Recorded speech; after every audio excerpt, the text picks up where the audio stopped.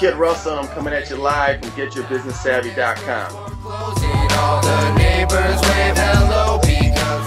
The feeling of like a song when it catches on and people relate to it and are excited about it is the feeling that's got me going for the last 7 years. You can chill, you'll get a couple songs with a message, and then you'll get some, I always call them fight music. You know, I feel like every artist, you know, especially in the hip-hop world, you need your fight music.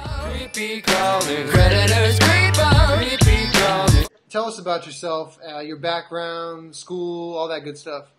I got my start at Azusa Pacific University. That's where I went to college, and I played there. I played football there. Broke my leg, started coaching a girls' Powerpuff team, and at the same time had this radio production class where instead of doing my homework, I turned it into basically music business 101, where I started writing songs and experimenting.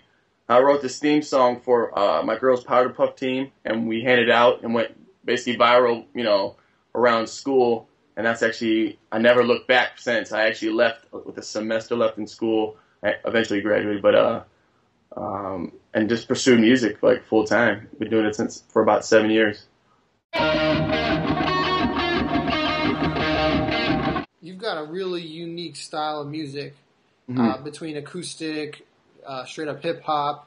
How would you categorize yourself? Well, we like to say we sound sort of like 311, mixed with a little. My DJ might punch me in the face, but mixed with a little like sort of kid rock, where we do that aggressive guitar music, and then we'll chill it out to some, you know, laid back, sing-songy type stuff. But it's all rooted in hip hop. And I think most artists nowadays are sort of blending genres, whether it's, you know, electro and hip hop, or, you know, stuff like that. And like Drake's out there singing and doing R&B and hip hop.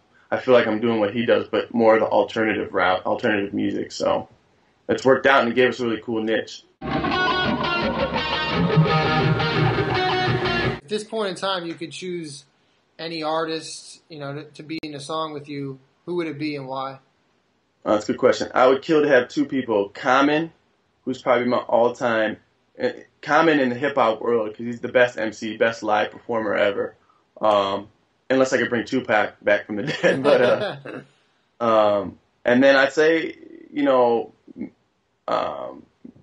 maybe somebody like, you know, Jack Johnson, which would be real fun for me to throw on a song and just do something real laid back, real beachy style. Because I like that side of music world as well. And Kid, what do you hope to really get out of being an artist? What do you hope to accomplish doing this? Well, we've accomplished a lot of what we hope to, but, you know, we hope to really grow it into an international thing for us. Because of the internet and different things, it's funny how your fan base kind of grows 1% at a time.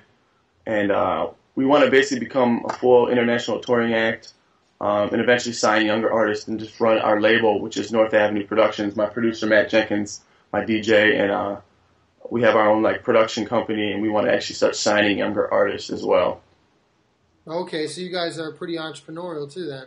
Yeah, we do a lot of different things. You know, we do social media marketing for different companies, and you know, graphic design and a bunch of other things based off our production company. And it helps pay the bills. It helps us learn different aspects of marketing and branding businesses, and our own in terms of music. So we're pretty entrepreneurial. What was your reaction? I know you said you got on MTV2 last year, right? Yeah. What was your reaction from that? It's funny how one idea from a person like me independently made it onto a national MTV, you know, with basically no help except from an email from a good buddy of mine. And that song actually is real special to me as well, Dear Shooter, which is the one that made it. But it's just amazing, dude. You know, no label, no backing, our own funding, and we made it onto such a international legendary status of MTV. You know, so it's pretty cool.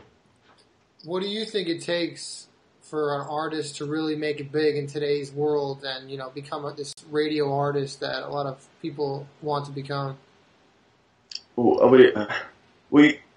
It ultimately boils down to, is your music good? You know, is it competitive? What's already out there? You know, are you doing something unique? And also just constantly, you have to win over different industry people, whether it's, you know, a huge manager, you know, or the right label people to, you know, or if you have the funding to pay, because I could pay right now the right people to get my record spins, you know.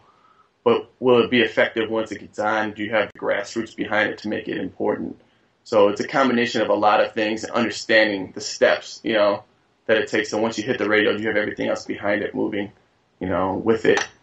But it's all very doable, and it's all very doable on an independent budget now, which I think was never really doable, until about 5 years ago. So, a lot of rappers and artists get criticized or people assume or say that they're doing what their label wants them to do. They're not putting out their own music.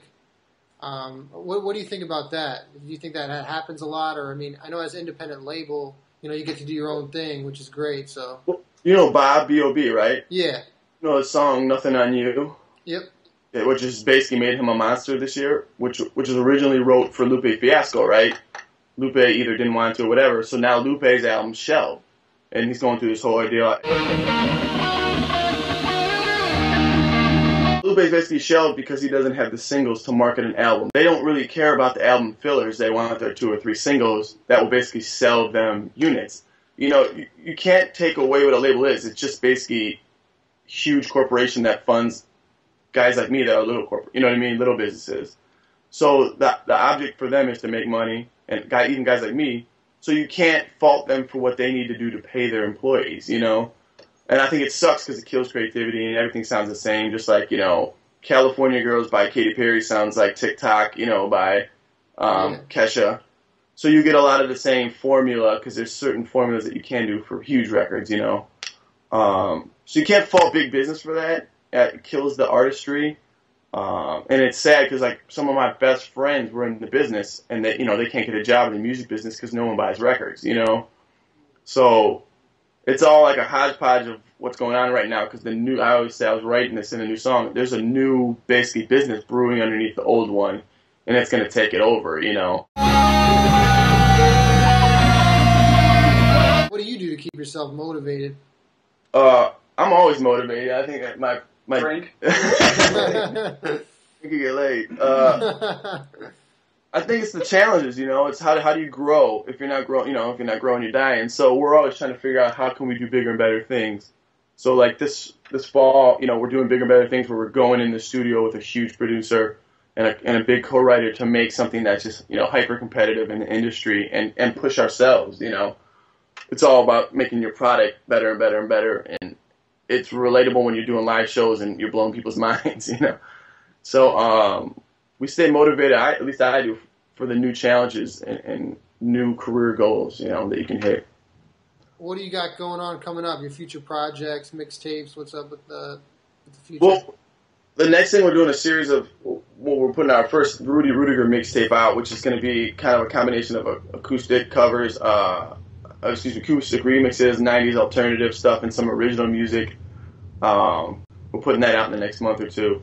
And then we're working on the new album with this guy, Cisco Adler, who produced for Swayze and a bunch of other people like Posner, on our new record. And that, I think, we go in the studio with him in October out in Malibu. And then from there, man, we're trying to pitch some things to some bigger labels than ourselves right now.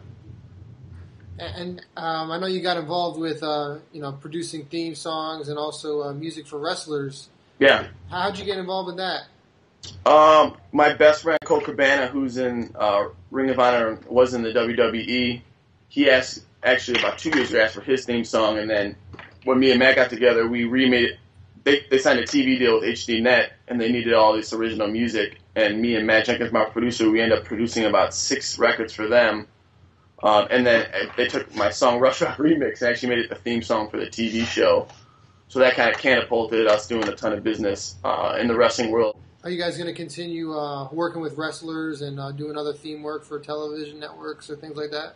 Of course. Nowadays it's huge, exposure / income for, guys like ourselves. Make more money doing that than doing downloads and, right. Record sales. You can license one song and be set, for a year, whereas in a year, a lot of indie artists will be lucky to break $100. Right. It sounds like a blast to do something like that. That sounds like a great opportunity. Dude, we the first song we did for this guy named Rhett Titus, he wanted like a cheesy 80s like stripper rock song.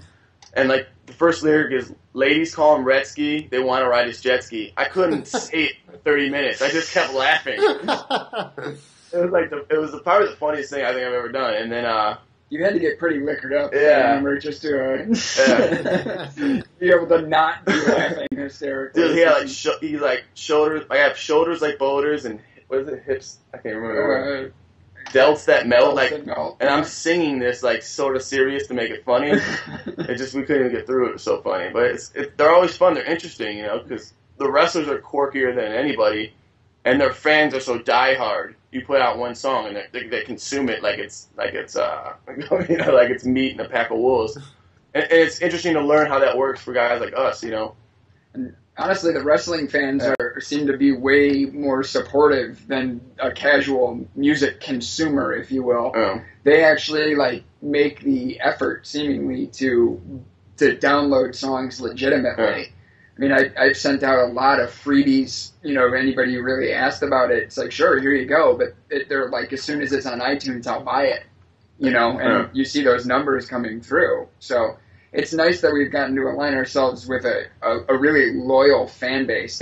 That's been really key to getting our name out there too. Yeah, it's been huge exposure for us.